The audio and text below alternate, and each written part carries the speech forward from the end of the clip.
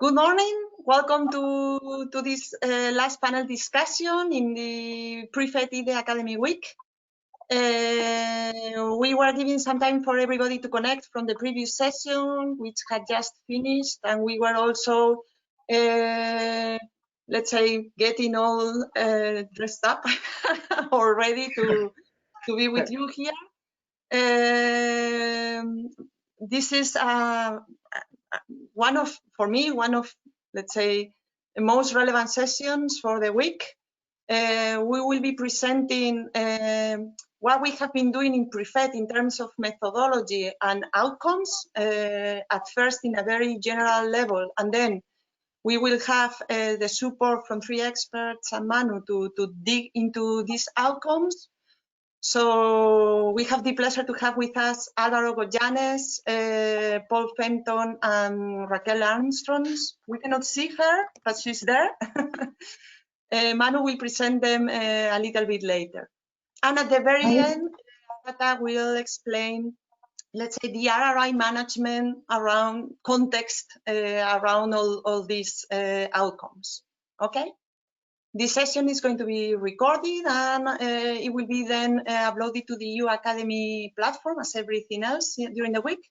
So we can also make the most out of these contents in the future by revisiting them and keep the thinking and the work around them. So I'm going to share my screen.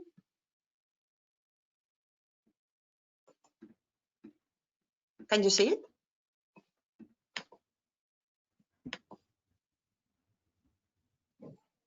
Can you see my screen? Yes. Yes. Okay.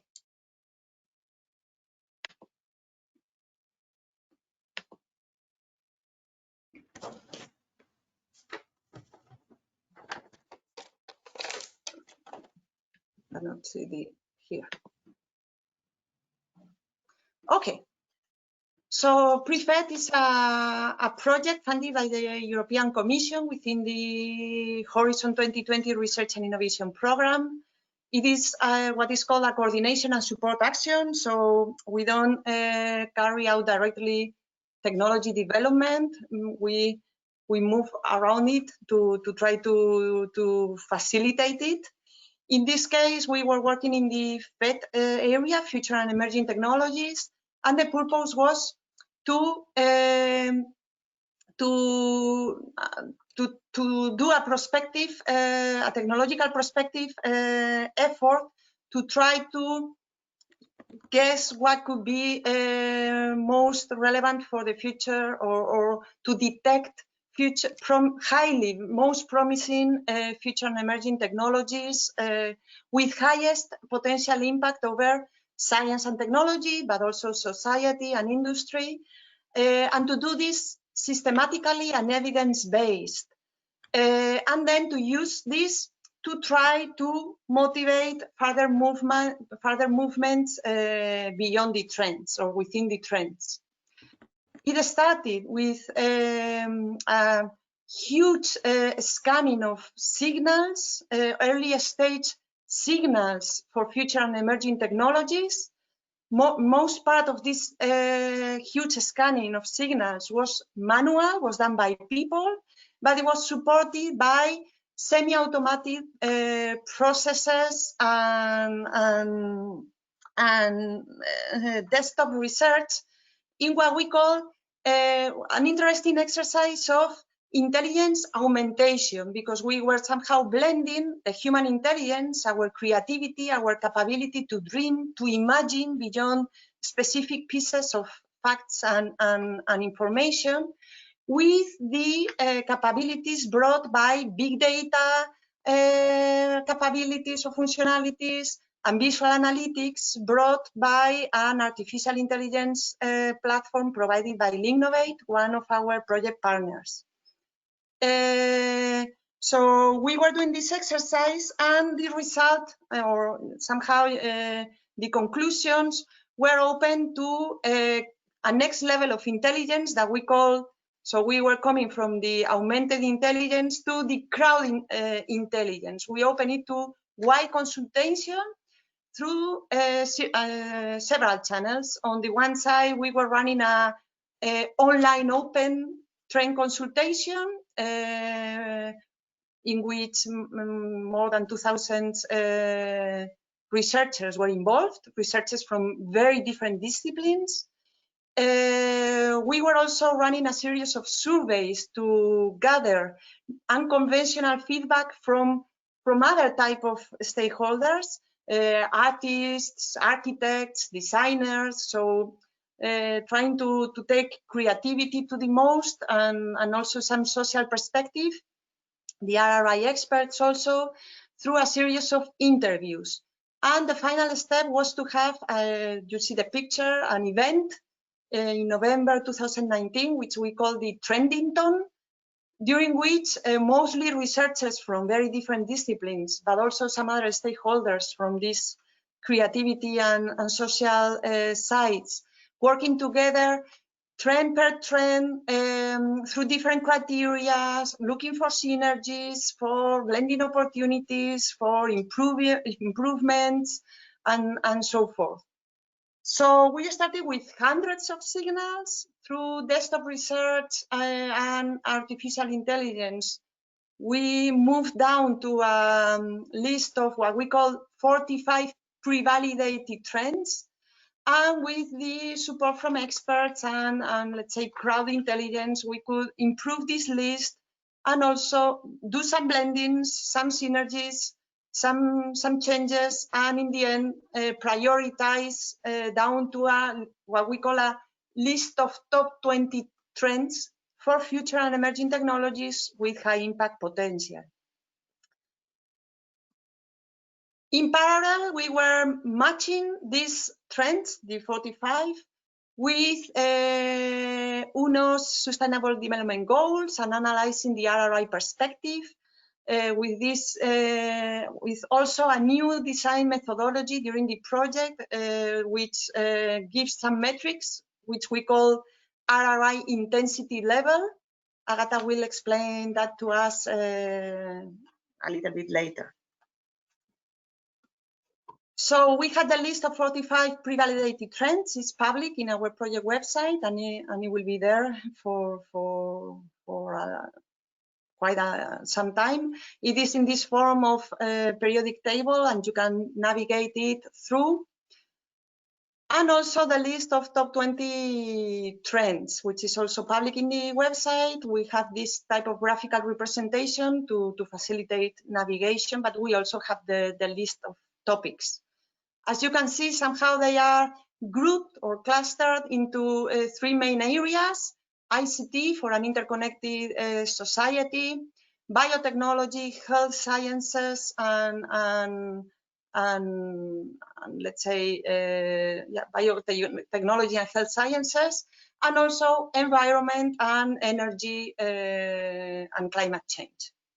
Within these areas, computing has let's say a very powerful presence, with particular focus into quantum computing, the limits of quantum computing. For example, the coherence, this hurdle that makes the quantum mechanics being lost with time, and therefore the systems become prone to error. This is something that needs to be overcome, not to have a negative impact over machine learning, because quantum computing can accelerate it very strongly. So we are moving beyond the limits. Also neuromorphic computing for biomimetic artificial intelligence. So it is this blending between imitating nature and benefiting from neuromorphic computing potential to do so. And these two areas, these two trends will be enabled with beyond 5G hardware technology, but particularly hardware, and also new approaches to data interoperability and autonomous analytics and autonomous systems. Horizontal to all of them, we have ethically trustworthy artificial intelligence and autonomous analytics. And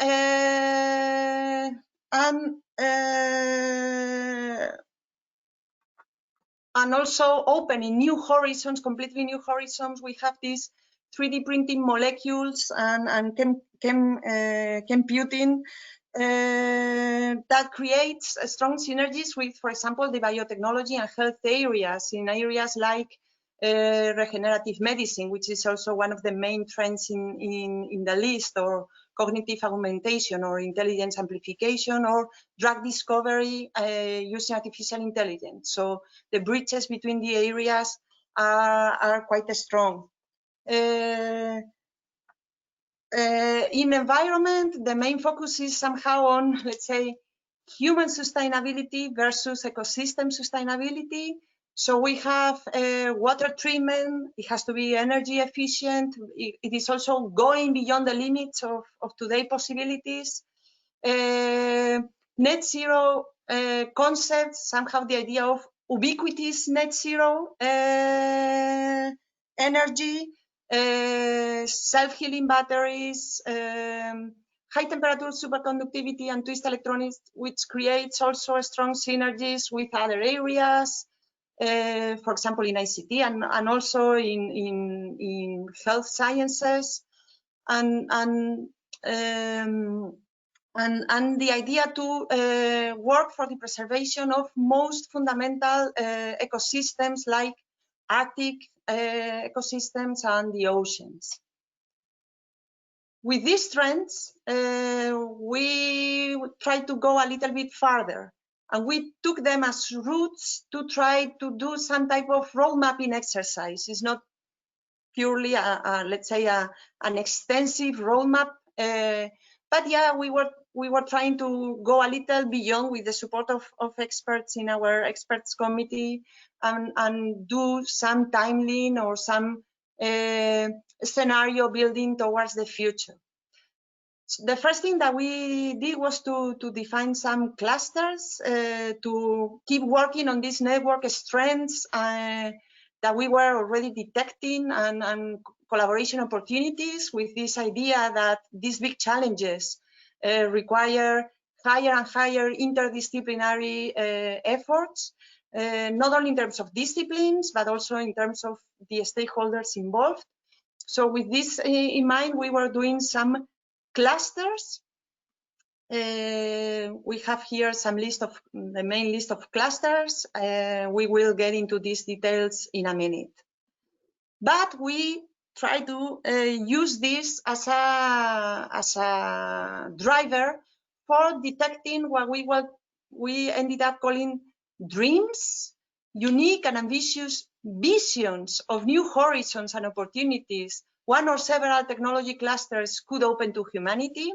So do this some type of positive scenario analysis, and also nightmares, high-level visions of the main concerns around how these new technologies could be used, or what they could get to turn into, so that they can be considered while managing research and development. So somehow detecting high-level risks, so they could be managed along the way.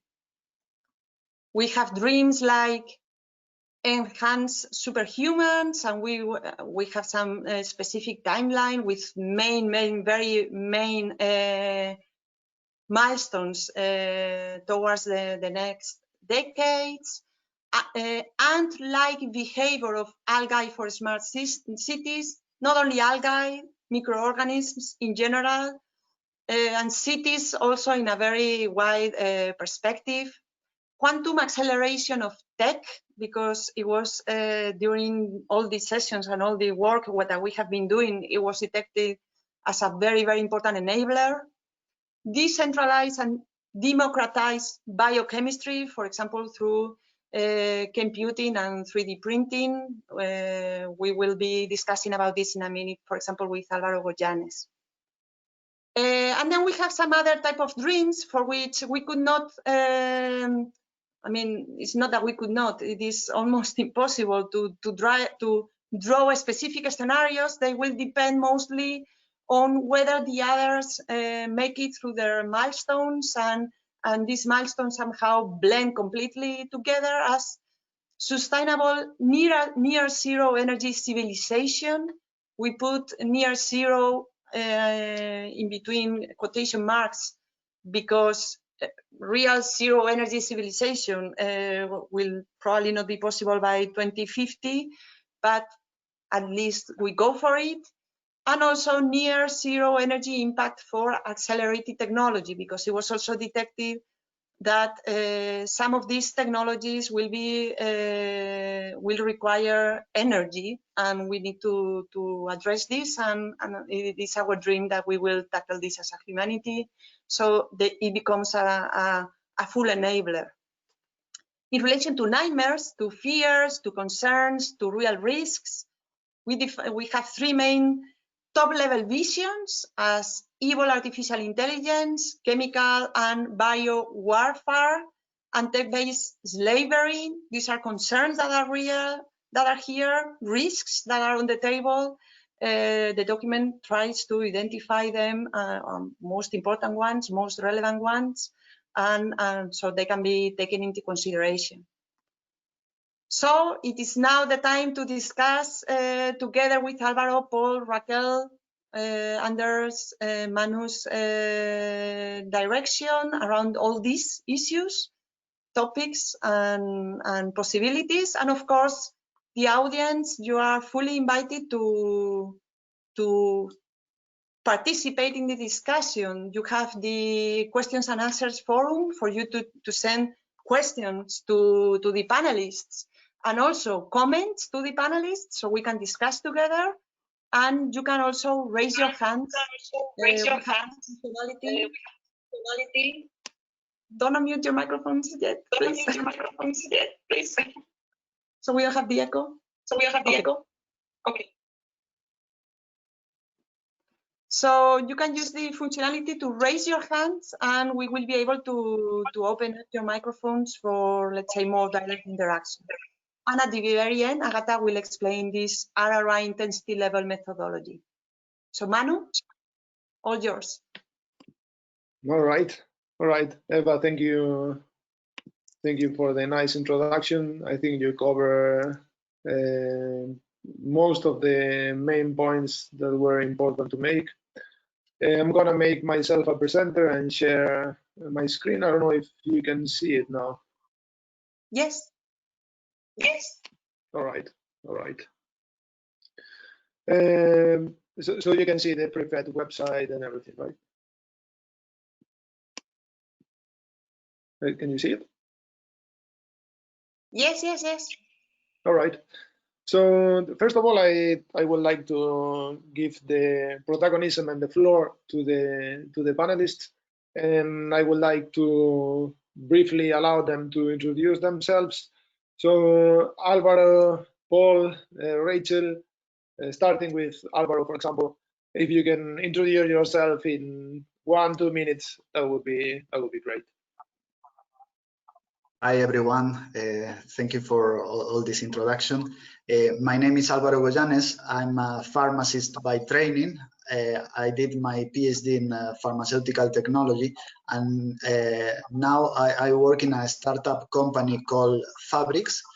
It's a spin-out company from University College London, based in London, and we are working, and I'm working in research of developing a 3D printing system to prepare personalized dose medicines. So using 3D printers to print medicines that are completely personalized for each patient. So we are moving for a mass production to a decentralized production in hospitals and pharmacies, combining different drugs for in one formulation for a patient.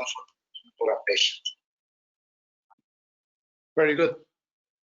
This is going to also allow to discuss a bit more in depth one of the trends, which is computing, and particularly one of the potential nightmares for Europe, which I'm really gonna be looking forward to hearing your opinion, Alvaro. Paul, you're next.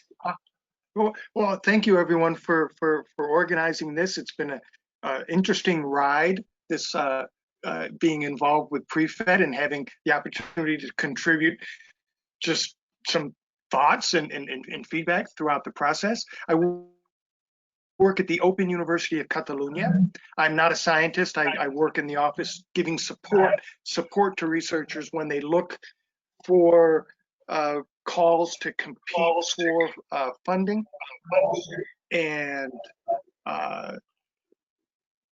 help them write the proposals and, you know, developing parts on the impact and the relevance for society, bringing those perspectives of, I don't know, really social science and humanities to some of the research that sometimes underestimates the necessity of societal impacts, not only hard science or applied science impacts on their research. Well, again, thank you, and looking forward to the rest of the meeting. Perfect, Paul. Thank you. And finally, Rachel Armstrong, the floor is yours. Thank you. Yes, thank you everybody as well. It's been a really great forum, and there have been lots of provocative ideas and insights, so I've really enjoyed the conversations. So my background is I'm a medical doctor, and I made a transition to architecture in the new millennium. I was very interested in the impact of buildings on health and well-being, maybe not so specifically that, but particularly kind of environmental impacts. So I've been the coordinator for the Living Architecture and ALICE projects, which are really looking at developing this idea that buildings can share some of the properties of living things. So our buildings kind of breathe along with us, they metabolize along with us, and they work along with us as a kind of organism, or kind of a holobiontic system. And I'm also part of the cost network called Phoenix, which is about scaling the impacts of bioelectrical systems. And the reason I outline all those projects is because I'm in a very similar space to Paul, actually.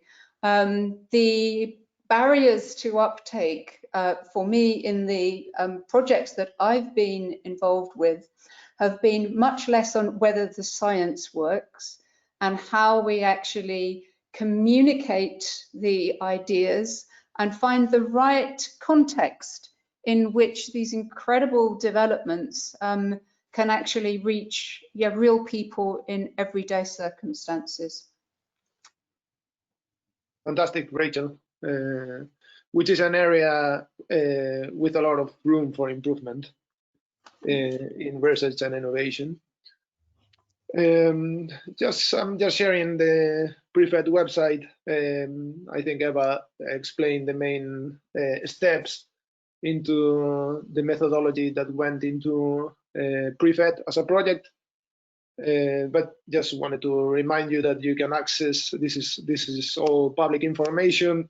You can access every single step that the project took, from the data mining of the trends, to the Trending Tony Band, to the Idea Academy workshops, and our final event. So you have all the information here publicly available. This is the interactive periodic table of trends that Eva showed you before. So that just a reminder that you can access this information.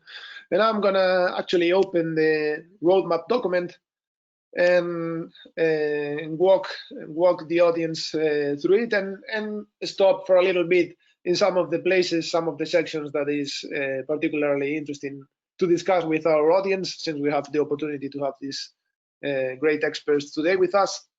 First of all, I just would like to give thanks to all the persons that have participated and gave feedback in a way or other, from informal meetings, online meetings and conversations, to actual review of the document. So I want to thank the people that is named here as part of roadmap, in a way, roadmap co-authors. The first thing of the first section of the roadmap that I would like to stop by is this reminder of the three big areas where the project concentrated the efforts of identifying future and emerging technologies. As Eva showed you before, and with the periodic table that I just showed a minute ago, we went from 45 kind of pre-validated trends to our top list of 20 trends, and these are the finalists in a way that made it to our short list for ICT, for biotechnology and health sciences, and for environment, energy, and climate change. I would like to continue and not stop on the trends, because we have actively discussed them through the event, and we can go back then with the discussion and focus now on the one of the most important sections of the roadmap, which is the documents that drove the interaction with the expert committee.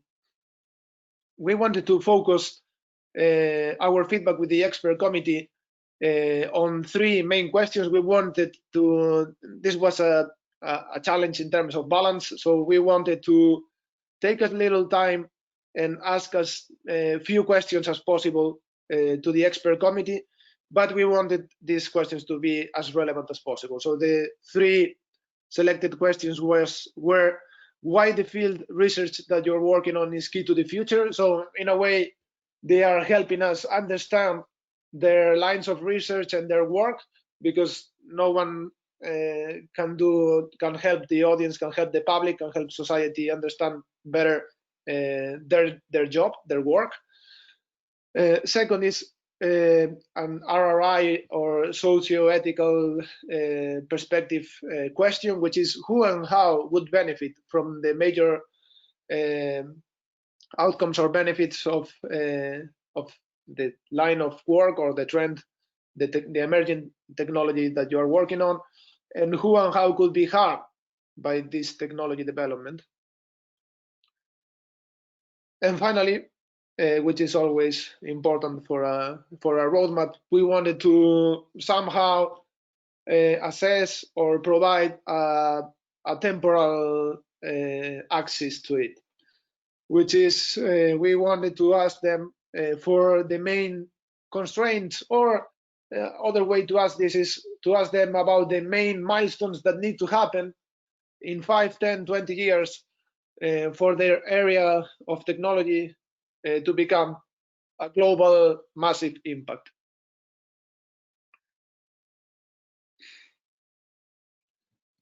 After this, we present the clusters that Eva mentioned before.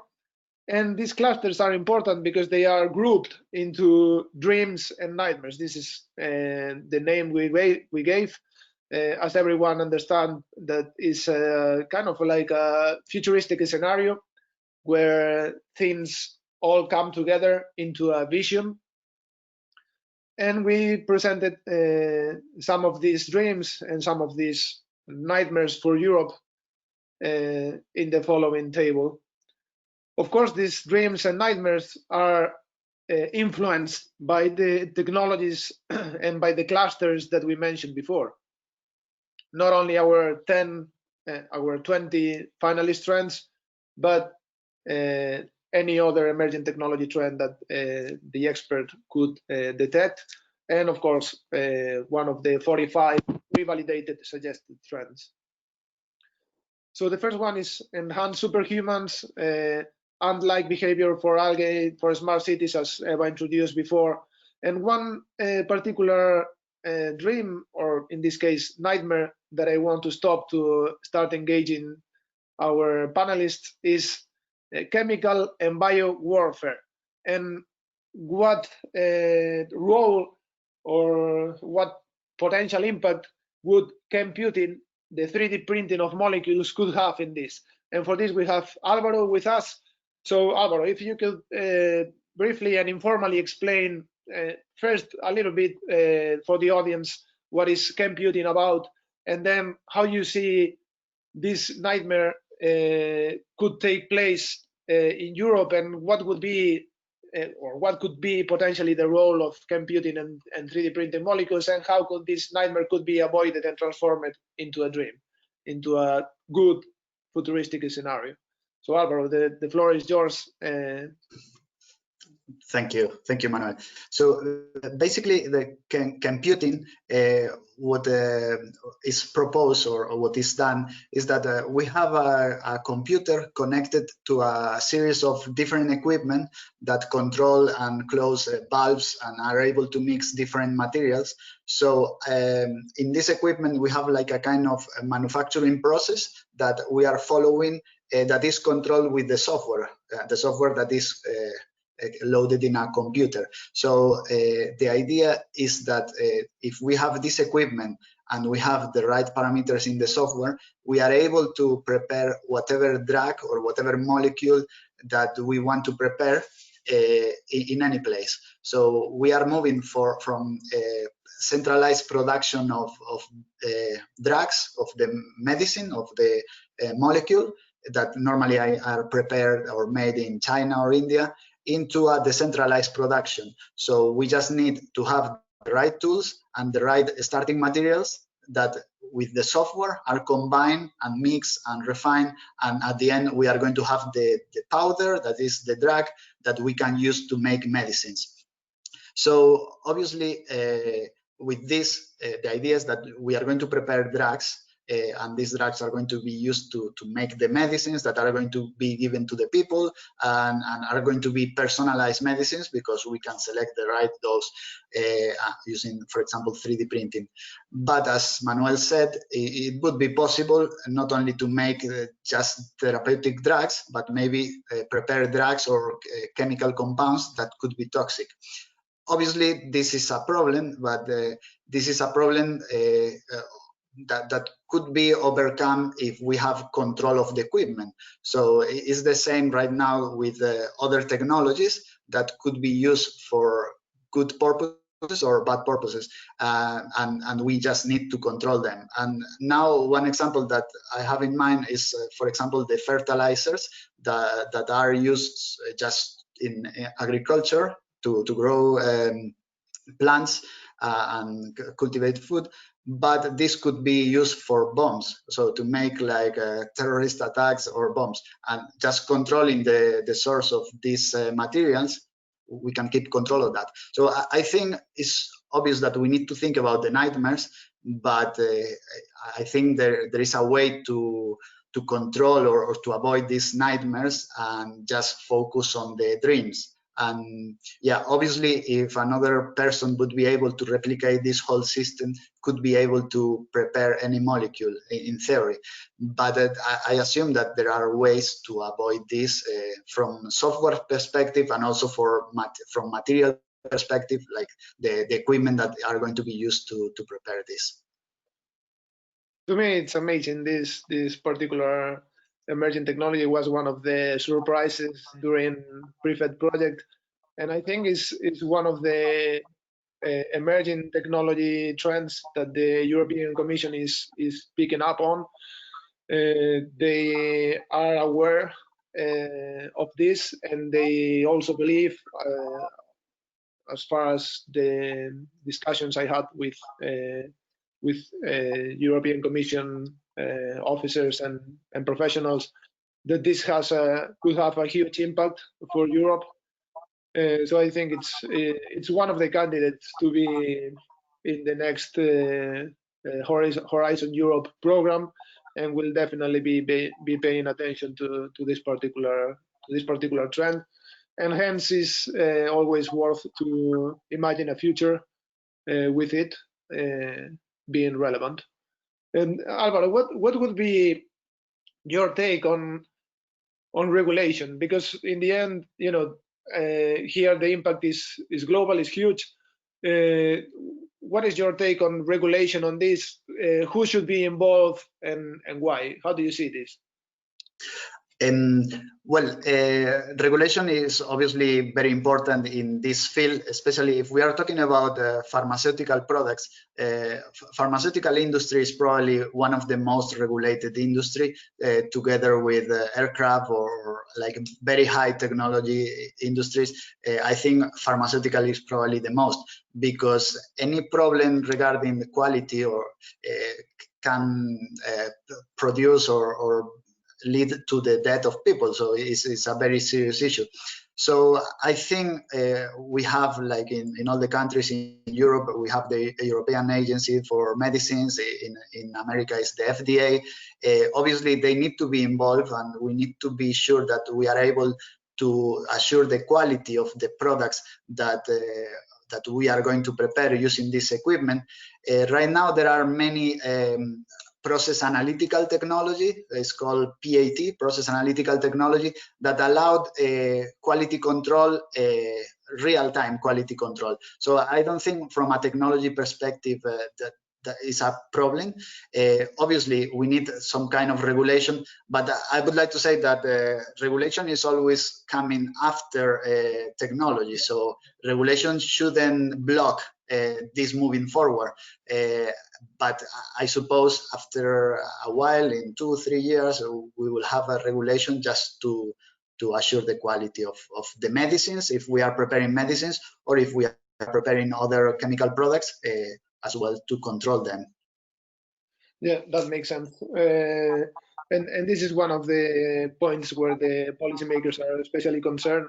One of the takeaways from our opening session on Monday was that the 3 panelists, which came from the research world, demanded that policymakers take into account more researchers when they are involved in conversations for regulating emerging technologies, because they believe they are one of the communities that is key to the understanding and to the understanding of the technology and to the understanding of the future scenarios of that could emerge from that technology.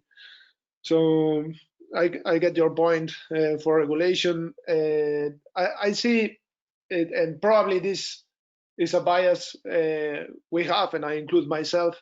We see regulation usually as an obstacle, when in this case, in this particular case, computing, if done correctly, could really pave the way and could really facilitate that this gets to society. If you had the power, Alvaro, of regulating and of policy making, what would you do, and at what level? So do you think this should be done at European level, this should be done at national level, or a regional level, and then go from the bottom up? What is your take on that? Yeah, well, I think this could be done at the European level, because it's going to affect to all the countries in the same way. Obviously, not all the countries are moving the research in so advanced a way.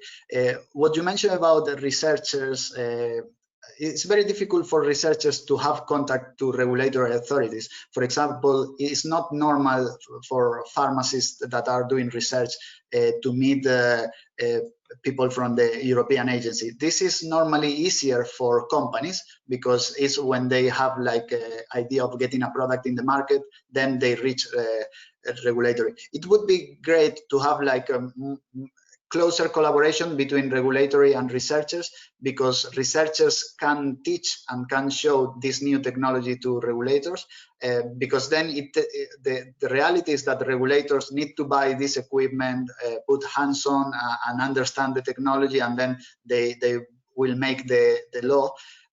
But I think having like a better communication with researchers would be better. I didn't meet regulators as researcher. I met them many times as a company, and I would like to meet them easier, in a easier way, or they should have like a way of meeting researchers or solve doubts of researchers in an early stage, and that would be great actually. And then for this type of regulation, I would do it European probably. Maybe, for example, in the European agency, sometimes one country is leading this regulation, but then the other countries accept this regulation. So it should be something like that, probably. As far as you know, is there a task force or some early stage regulation on computing? Because I know that this is a very niche topic, but with huge potential. So if you don't know of anyone, it's concerning to me. Are you aware of any early task force on this matter, and where you are involved, or where you were invited, or where you know someone that was invited? For computing, exactly, I'm not sure. I've been invited for 3D printing of medicines, so it means that it doesn't matter where you get the molecule from, but you are printing the molecules to the final dosage form, the medicine. But the previous step that is getting the molecule, I'm not sure we are reaching that level. So I don't think there are discussions with regulators right now, but I'm not sure. And most of the times this is like confidential, so I don't have access to this. Okay, good to know. Paul, I'm going to be asking you in a minute about your opinion on some of these dreams or nightmares that you want to comment on. But first, I want to go with Rachel, because Alvaro just reminded me of a very good point that Rachel raised during the preparation of this session, which is what would we be doing different as a project, as PREFET, as a consortium, as a team, if we were to run this project all over again? Which I think it's a, a very good question, and it made us reflect on the work. And in the end, this roadmap document is a reflection of the work done.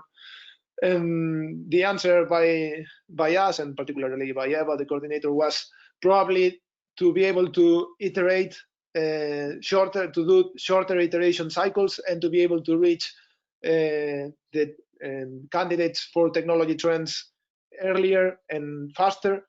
Of course, this is always a challenge. The consortium counted on some data mining and some machine learning for analyst human augmentation, but it still was a big challenge.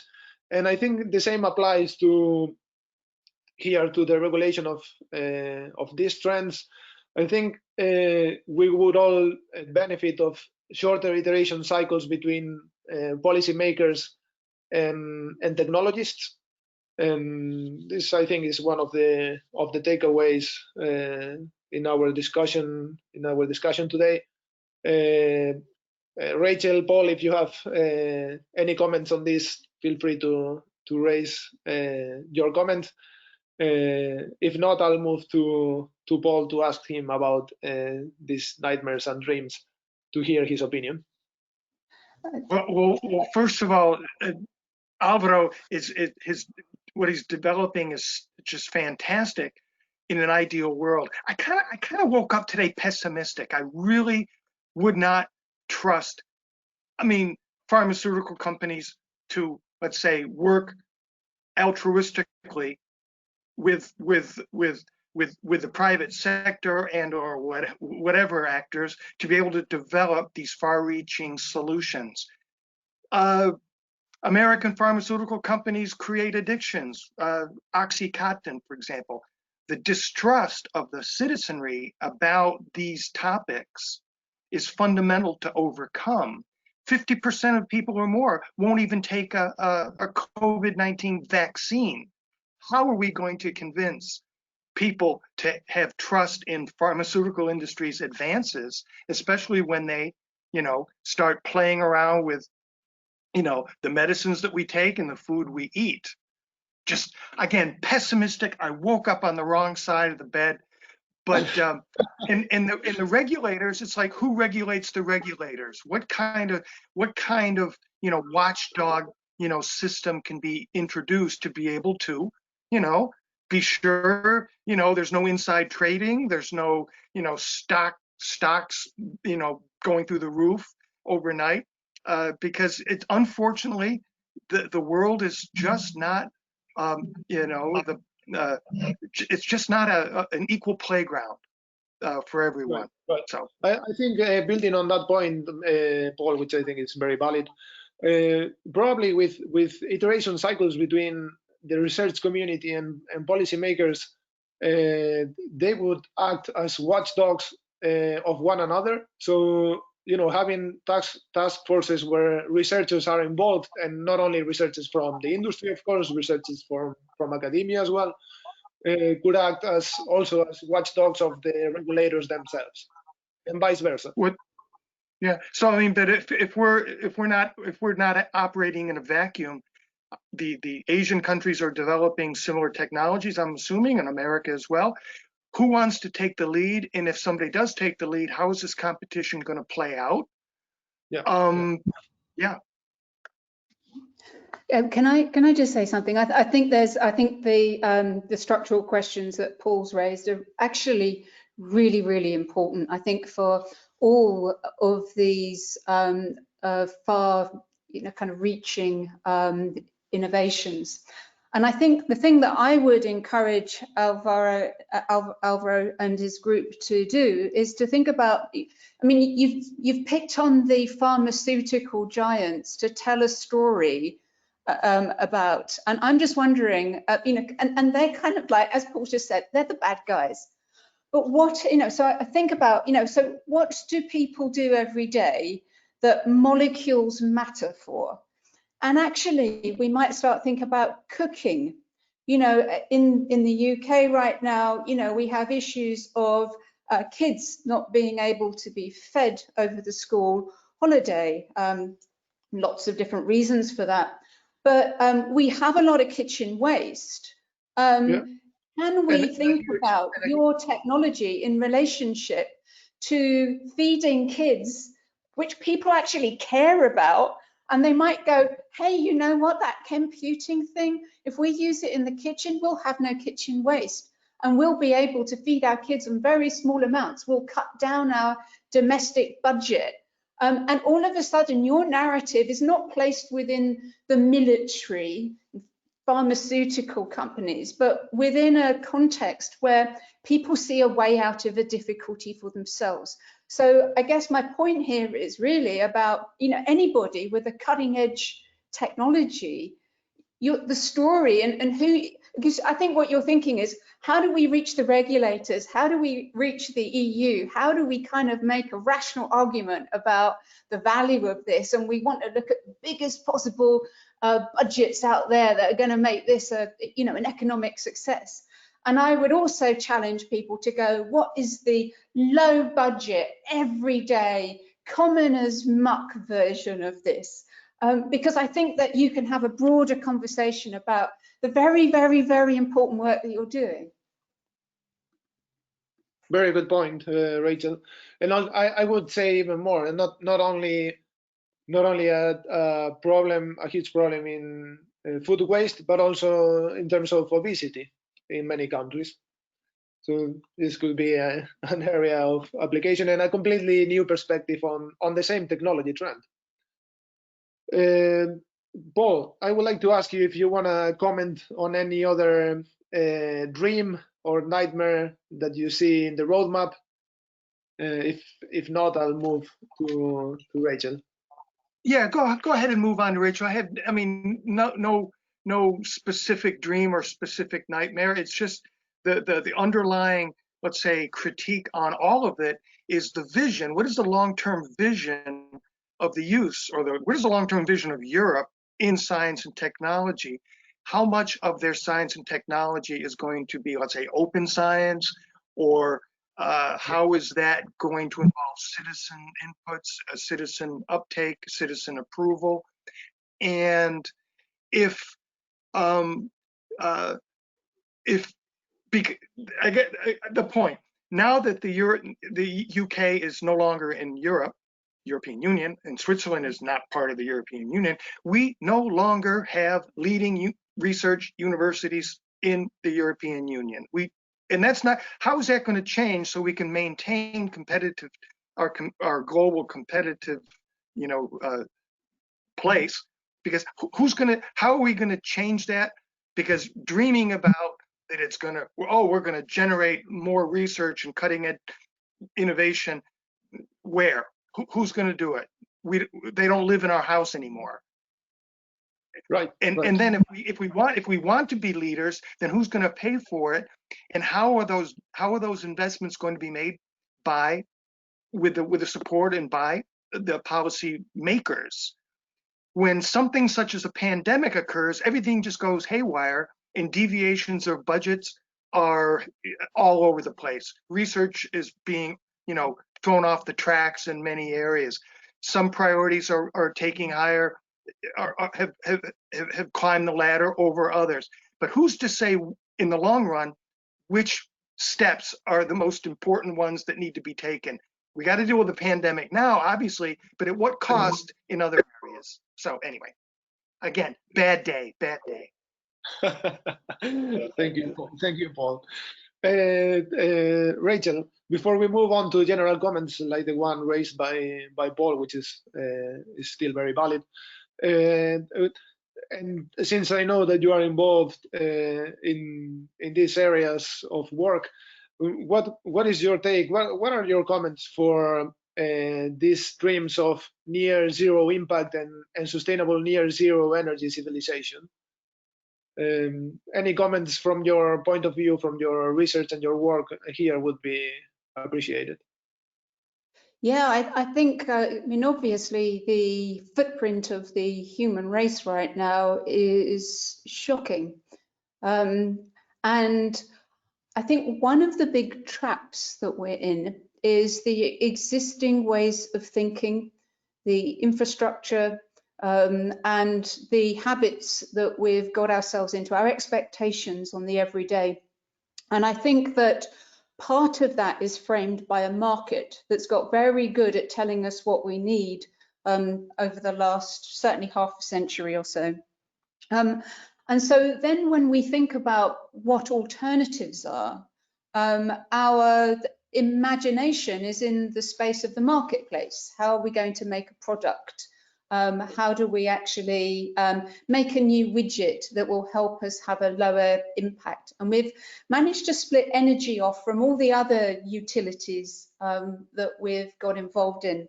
And it's kind of takes me back to thinking, in the late 19th century when Edison and Tesla were at loggerheads.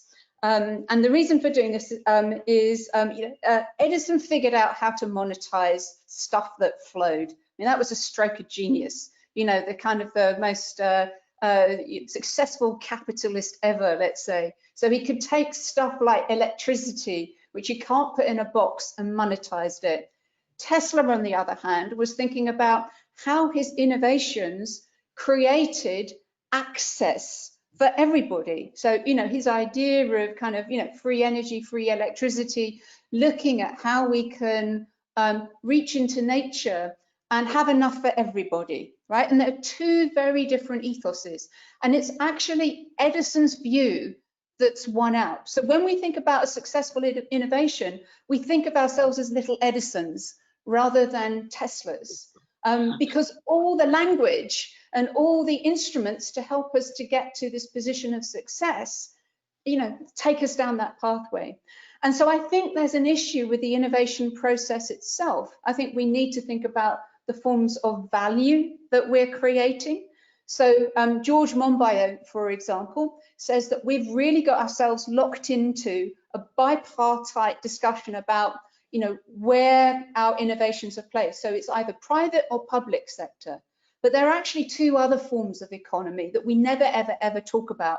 One is the household, the ecos, which is exactly where the economy started. So good household management, so reducing your bills, being kind of effective with the use of the resources in your home and the spaces you have access to, is a form of economy. So can we make forms of innovation that improve households? The other form of economy that we don't talk about, which again is part of the innovation process because we don't dream into this space, is the commons, things that we share together. So things like public parks, language is a kind of commons, nature, oceans, air, all those things at the moment are commons and they tend to get privatized by people like Edison.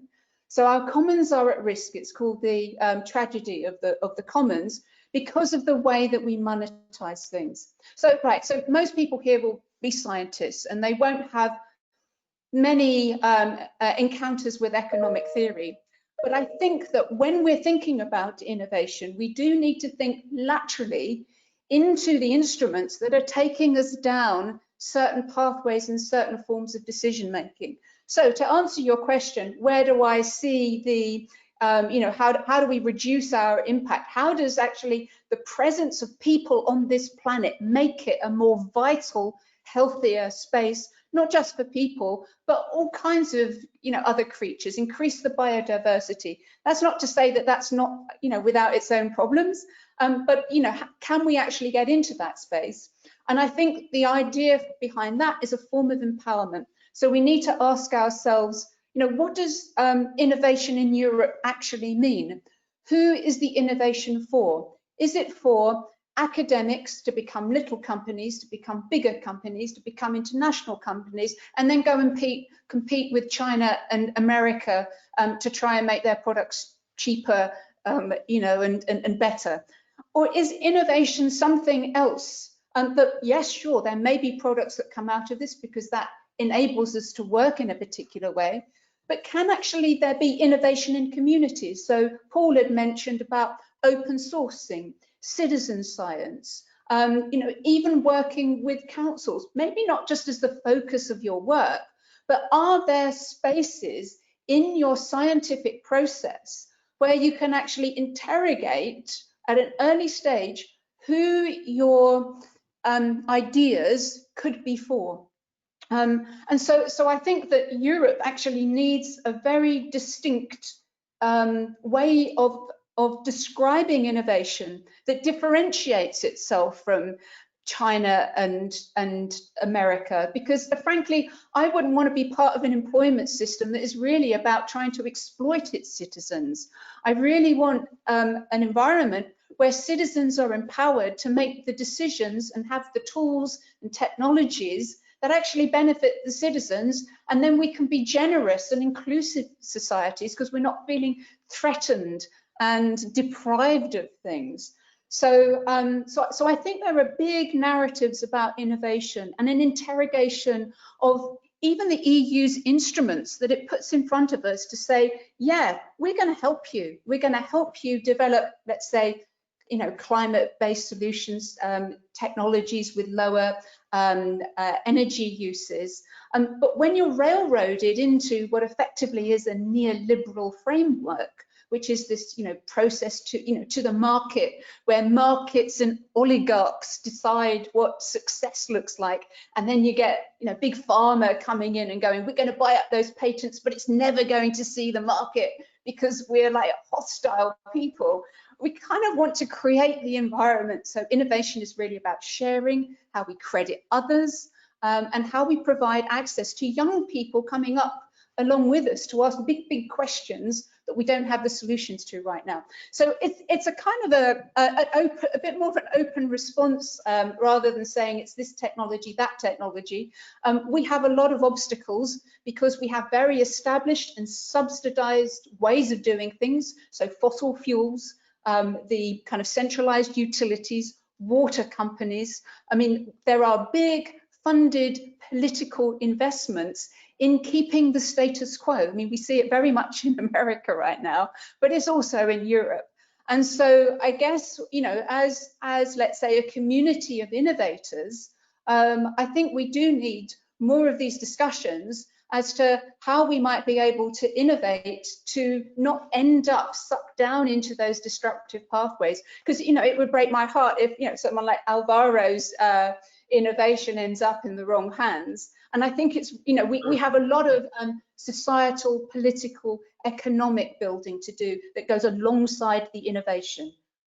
So yeah, I'd like to see more of these kinds of events, so we can start to bring people into the room that can help us, develop the right approaches, so that Alvaro isn't asking, oh God, what happens if terrorists get hold of this?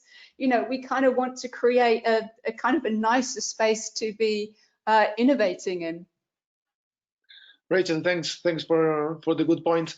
Many big questions open.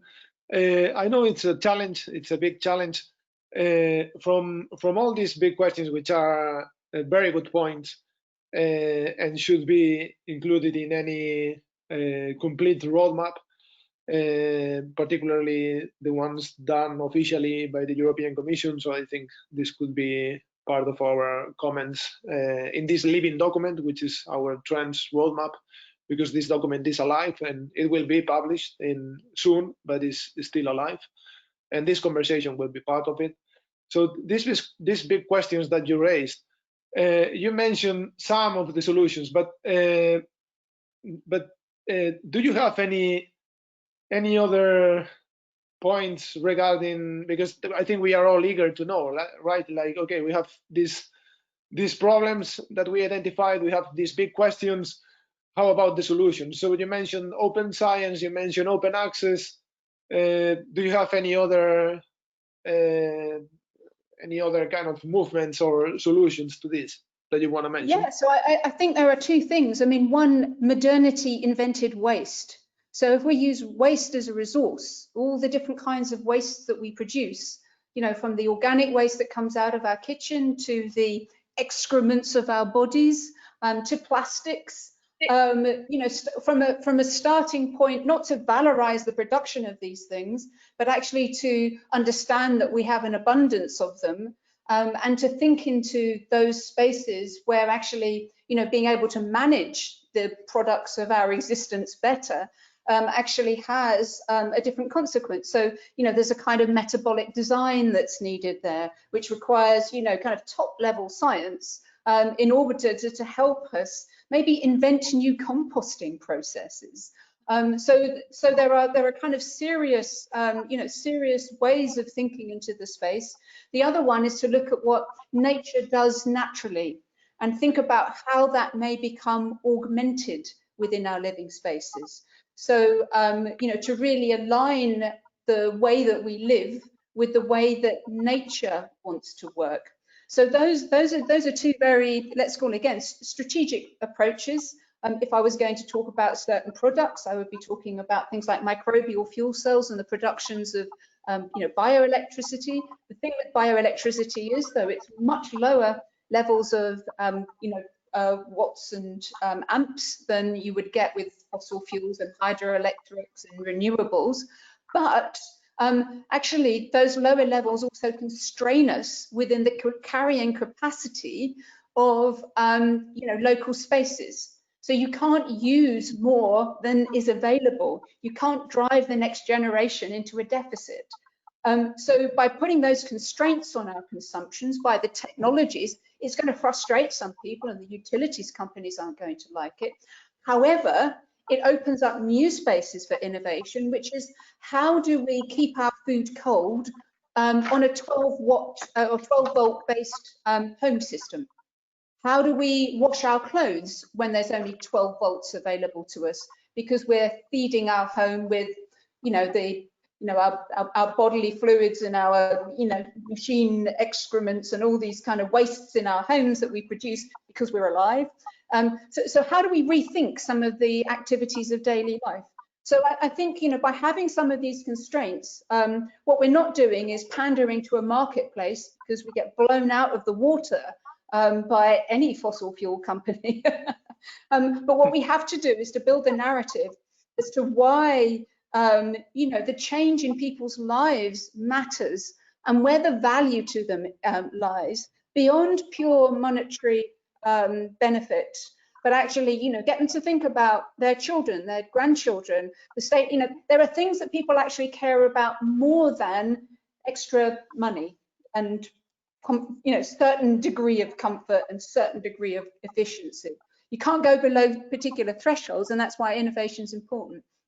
So, right. So yeah, so those are a few ideas. Thank you, Rachel. May I just say one? Of course, Paul, go ahead. Yeah, no, I just want to add really quickly. That was inspiring. That turned my day around. What I'm hearing is a way to be able to communicate innovation, you know, from the researchers to the citizens, to the policymakers, and all that. And where could Europe, let's say, carve out a niche in all of this? From Americas, from China and Japan, it could be the incorporation of the arts and the creative industries, or that kind of lateral thinking. I think that Rachel mentioned earlier is a huge European opportunity, given the diversity that we have in Europe, to be able to use the arts or to use the inspirations of the creative mind in order to create beautiful solutions. Very good, Paul. Very good. That was so elegant, Paul. Very good. And this ties nicely with the last part of the session. I want to be very respectful with the agenda of our panelists. We had them booked until 12:30, 12:40. So if you have to leave, we understand. You're of course welcome to stay with us. So I want to thank the three of you. Thank you, Alvaro, Rachel, and Paul. If you stick around, you are of course welcome to keep participating in the session.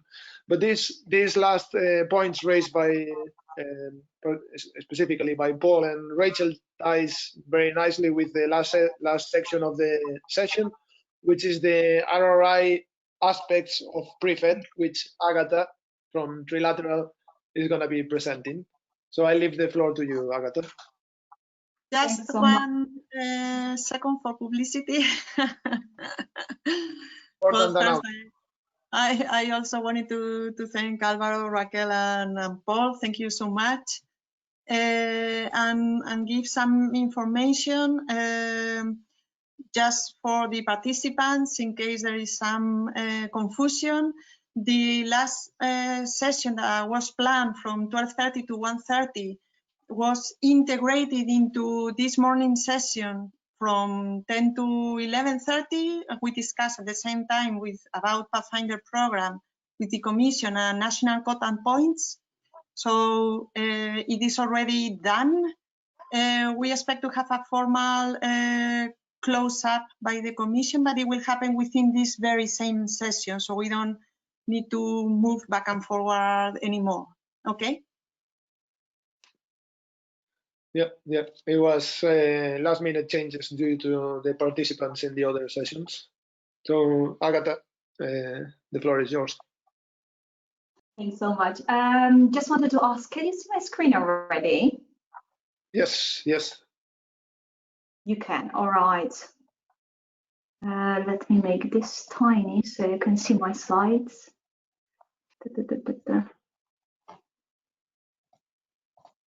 Oops. Sorry, I have to adjust all the things that I have. Sorry for that. Apologies. Okay. All right. So, hello. Finally, we managed to get to the RRI session. But I think it was just so inspiring, the talk from our experts, and we're so lucky to have them on board, Alvaro, Rachel, and Paul, but also other experts from our expert committee who helped us with developing the roadmap. And I truly found it inspirational, and I think that it's actually very lucky how we turned the order of the presentations, because actually what I would like to tell you a little bit more about is actually our approach, PREFET, how we try to tackle and address questions that our expert just raised. Okay, so how do we really develop innovations, develop technologies that are that have a clear direction, and what can we bring with these technologies? And in PREFET, what we've tried to do is to actually analyze our trends, our future emerging technology trends, having in mind exactly responsibility, ethical, and human rights aspects in our trends. So just to let you know that this part of research we conducted of this project we conducted together in collaboration between the Montfort University and Trilateral Research. So in the last 2 days we also had ethics by design and responsible research innovation sessions led by Martin de Hever, our partner in the project. So just to let you know that we prefer it all together. Okay, so in terms of responsibility in the project, we actually, so it's not only that in PREFET, we wanted to identify promising early trends, promising FET trends, but we also wanted to include the social responsibility in this. So PREFET is really about evidence-based detection, definition of future and emerging technologies, but with high impact potential over societies at worldwide level. So for us in the project, what was two concepts that were really leading was the concept of responsible research innovation, that is socially, that's basically at the root has research innovation that is socially desirable and ethically acceptable. And a responsible research innovation has 4 areas where. Okay, no, don't choke. I think that I can feel Paul, I think. Okay. So we have 4 areas of responsible research innovation, that is diversity and inclusivity, openness and transparency, anticipation and reflection, responsiveness, and also adaptivity to change. And also 6 overreaching areas, that is science education, public engagement, open access, governance, gender equality, and ethics. And the second aspect that we looked at in the project is the actually sustainable development goals, with 17 goals determined by the United Nations with SDGs indicators. So it was also quite interesting to see how both concepts of RI and SDGs came up during the discussions during today talks. So in PREFET, we at every step of our research and our development of the top 20 trends, as explained by Eva, but also by Manu, we actually at every step we looked into the responsibility and ethics and human rights behind these trends. So our goal for this research was to redetermine the appropriate level of RI activity for a research project into a trend. And we wanted to do it in a specific way. So we developed an approach that we called Muse. So first of all, the RI approach should be meaningful, so that we ask ourselves, can a sufficiently broad range of stakeholders sufficiently appreciate what the potential impact of a novel technology is based on its stage of development? It should also be useful. So are we stifling creativity by demanding a statement of instrumental value too early? It should be definitely also sensible. So what level of resources are sensible to expand on RI based on stage, impact, importance, whether it's incremental or transformational? And lastly, we also knew that it should be effective. So can we create sufficient evidence of potential impact to convince or effect changes in society or stimulate anticipatory regulation? And this approach we called RI intensity level, in short RIL. So how to use it really in practice, like what are really the indicators behind, methodology behind it.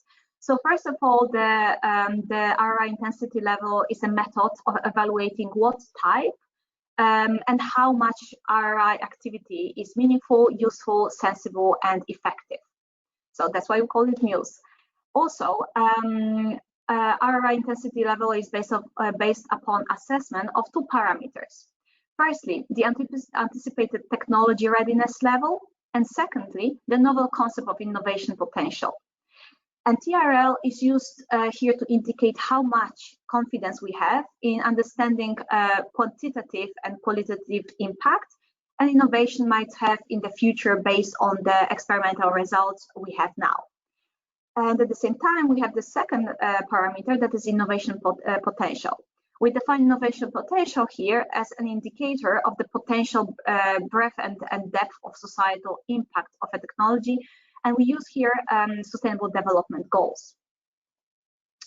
So basically, how we did it in practice, because this sounds like a very complex methodology, but we did it in a very, very step-by-step way. So first, we really conducted a review of published literature or work that was done by experts about potential use cases of our trends or scenarios. Then we define our use cases for the FET trend based on impact measures, so related to SDGs targets and indicators. Then we, for each target, we try to find an evidence for quantification of impact. Then we move to documentation of SDG target and indicator impact in RRI evaluation table. We move to establishing innovation potential for each trend using the table. Then we estimated current technology readiness level. And we use the table to determine the RI intensity level using, as I mentioned, responsible research innovation intensity table. And this was it. Sounds easy. It ended up in a table like this, that you can see that this is an example how we went for all these trends, identifying these different aspects for every trend. And it's been, we have to admit, it's been a challenge. But especially because of the character of FET. But one thing that was very, very important for us, and what definitely helped us to understand everything, like the use case summaries, the technology readiness level, but of course also the scenarios that are there, was actually the input from our experts, and that's also something that happened as part of our tray of research that happened during Trendington event. And why we found it as such an inspirational event for us, it is because we had Trendington, as Eva mentioned, took place between on 14 and 14 October 2019 in Madrid, and we had two events happening there. So one was the expert session and the second was open session. So I would like to tell you a bit more about the expert session, because this is how this is the event that really helped us to identify the RI intensity level for all of our trends. So basically our objective for this expert session was to firstly understand better the 45 pre-validated trends and also evaluate them.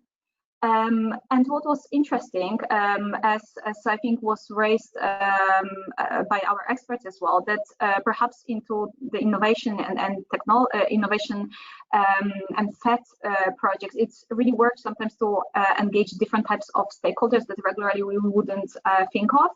So this is what we try to do and break this kind of very closed, narrow perspective. And we not only engage our experts in ICT, bio and health, energy, environment, and climate change, but also we had experts from responsible innovation. We had designers, artists, and policymakers. And in conversations together, definitely the inputs were way more inspirational and daring. So the aim was really to get from 45 trends to top initially 15. We ended up with top 20 hottest trends. And with the experts, first we did exploration and then evaluation. So first we really wanted to understand what are these trends about, and what it was important for us was that all of these experts were engaged in discussions, not only about technical aspects, technological aspects of these trends, but also potential opportunities and challenges. So opportunities not only for science, but mainly for the society, what these technologies can bring, so positive impacts that they can bring, but also at the same time challenges that are there from either technological, but also legal, ethical, and fundamental rights perspective. And we always try to look for synergies between these different trends, and that was very, very inspirational for us for also exploring the ROI intensity level. And after the exploration, we did the evaluation that took into consideration excellence, impact, and gut feeling. So something also very, very interesting. And this is what really helped us to select the top 20 hottest trends. So as you can see, it was not only the technological potential, but also a very strong impact and potential for the society. So what are the highlights from our results? So basically from ROI intensity level was initially calculated using the SDG TRL method for all candidate trends. And in 65% of cases, the innovation potential as calculated by SDGs impact was upgraded by an expert panel. So it's very important to mention that it's really great to have people who really know what they talk about, and they have really knowledge in specific technology. And in 50% of cases, the innovation potential was substantially upgraded, so 2 levels or more by the expert panel. What might be interesting for you is to see, okay, what is really the TRL level of our trends? And you can see that these are, beside like 2 or 3 trends, most of them are really, really low TRL level. And also what we found is that there are SDGs that are particularly impacted by these trends, that is health, gender, industry, climate, and energy. What does it all mean for you guys? So basically, we identified that some of these trends, actually 25, would require more thorough thinking about ROI, about aspects of ROI. So it's worth to see at your own projects, what would you need to do, perhaps what was mentioned during our expert panel, but also during the sessions yesterday and 2 days ago. Who should be involved in your project? Perhaps different types of stakeholders, perhaps different experts, maybe also social scientists or ethicists, particularly if we're looking at the responsible research innovation intensity level. So we also wanted to tell you how can you use these findings, and we actually did something also for use for testing. So we developed a tool. You can go to our website. It's on our website. That is called Pursue. And we really would like you to test it because this tool is developed to help you when you develop your projects to see what kind of level of ROI you would need or ROI oversight you would need.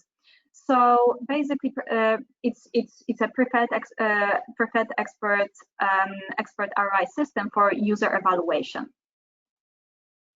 and we call it Pursue.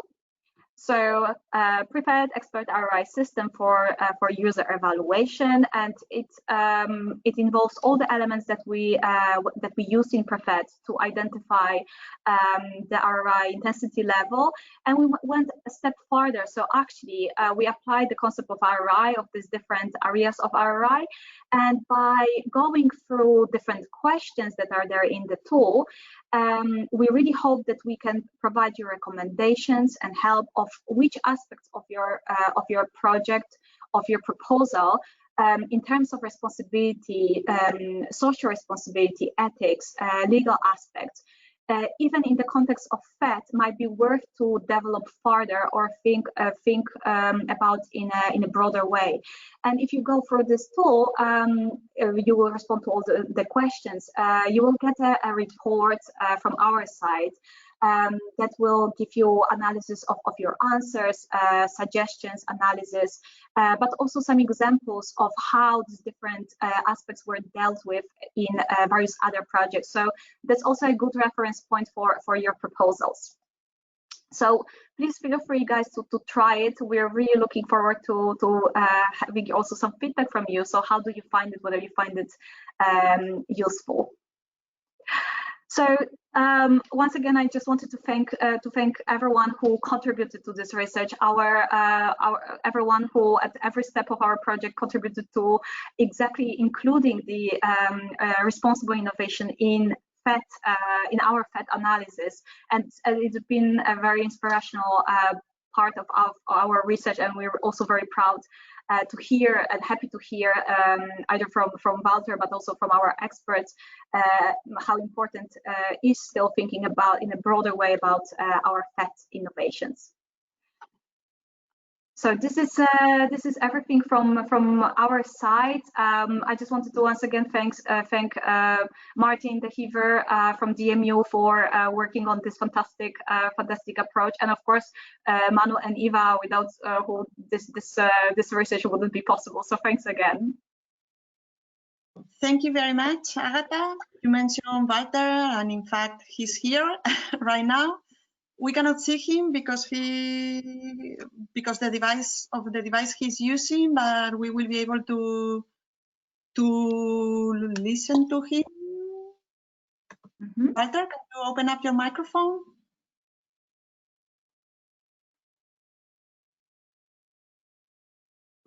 Sometimes it's tricky. Yeah. Try unmuting. Now. Yes. Walter? Yes. Yes. Hi, You hear me? We can hear you. Yes, yes. We are getting to the end of a really intense week. Has been great. So Walter? Yes, my my closing can be brief. I think I mainly want to thank you, 2 or 3 or 4, I don't know how big the team was to have organized this. I think it was a really quite a unique initiative. It comes at the right time. There is much uncertainty about what we are expecting for the future, but I think the line is set by PHET, and what you have done here is to use that experience, then that know-how that you and colleagues have built up over a couple of years, I mean 2 years now almost, to work with us a bit more closely to make sure that that experience somehow feeds into the broader community. And I think that is, I cannot emphasize enough, I think, the importance of that kind of initiatives. Also, I mean, PREFET, also PHET that we heard about before from Marta. Those are initiatives that bring us as Commission closer to you, the people who write the proposals, the people who do the research and the project. So I think this is extremely important. I hope you have all learned something from these days, and I'm there to help you. So as soon as EIC takes off beginning of next year, and the first calls would become clear, then we have to make sure that you do the right things. So Eva has put you on the right track, and we're looking forward to see that happen. Thank you very much, Walter. I want to thank you and all the PHET unit within the Commission, also PHET-FEX and briefing projects. They have collaborated with us perfectly during this week and before. I want to thank the participants, and you have been very loyal. It has been a very intensive week. For us, it's not finished yet because we decided to organize this game jam around some of the projects that have been growing somehow or are still flourishing from the trends that we informed all together. We thought it was going to be a little experiment to see what happened if we put the arts and creative and game developers community with the researchers and the future and emerging technologies in their hands. The truth is that it is growing so fast in the last days that it is a little scary. We have 70 software, game developers on board for the game jam during the weekend. 3 projects, 4 researchers from the side of the projects, and 4 researchers from the side of the jury. And we'll see. It's going to be a trick or treat weekend. I hope it's treat and we get the candy. We will share the results and the conclusions also in relation to this final activity within PREFET. I want to thank everybody. I want to also thank my partners. It has been great. We are in fact a small consortium, but I think we deliver great results. I'm really proud of. I'm sorry if it is not politically correct to say, but in fact, I'm really proud of this consortium and the outcomes of this project. It's one of the projects I will feel most proud of after 20 years doing H2020 or similar projects. We started with hundreds of signals, 45 pre-validated trends, 1 methodology to run this process, which is valid and that we are already transferring to other areas. For example, we are working in transferring it to do something similar with science education possibilities outside the classroom. 20 top trends, great experts working hand in hand with us during Trendington and also in the experts committee now for the roadmap. 5 creativity workshops around the trends with different researchers from different areas all over Europe, brainstorming together around the trends, which came out in 7 project ideas. 2 of them are really maturing. It's just 2, but it was just 5 workshops. We are testing things to see how they work. These 2 methodologies for technology scouting and this RRI intensity level methodology that Agatha just explained, and the Trendington, the fact that these outcomes are really being used, these 2 ideas hopefully will flourish. The game jams, the games will be used somehow. The trends are being used and are being looked into and really helping others to think about future programs. Also, for example, Chistera is looking into them and really using them and asking us about them. Then, of course, they have many inputs and many things to take into consideration, but they are being used and they are being helpful. And so, thank you very much. We will take up still some days to wrap up all the contents so we can deliver everything. The trends will be are being, let's say, grabbed up in this roadmap. This document is still alive and will be closed in the coming days and refined in terms of format and everything, so we can deliver it and keep it open and keep it sustainable for the future. Also, all the contents during the ED Academy Week have been recorded and they will be uploaded into the EU Academy platform, so they can also be sustained. And that's it from our side. Thank you very much, and we keep in touch for the future. Thank you, Eva, for your words. Thank you. Thank you so much, Eva. Fantastic. Great work, Eva. Great work. Fantastic. Bye. Thank you. Bye. Bye-bye, everyone.